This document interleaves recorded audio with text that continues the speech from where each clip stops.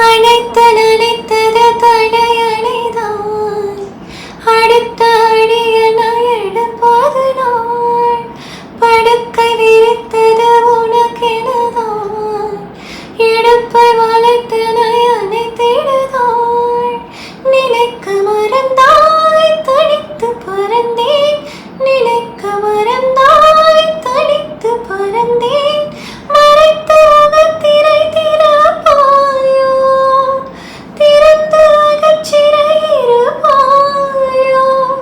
இருந்து விருந்து இரண்டு மனம் இணைய உன் பார்வையில் ஓராயிரம் கவிதை நான் எழுதுவேன் காற்றில் நானே நீதமும்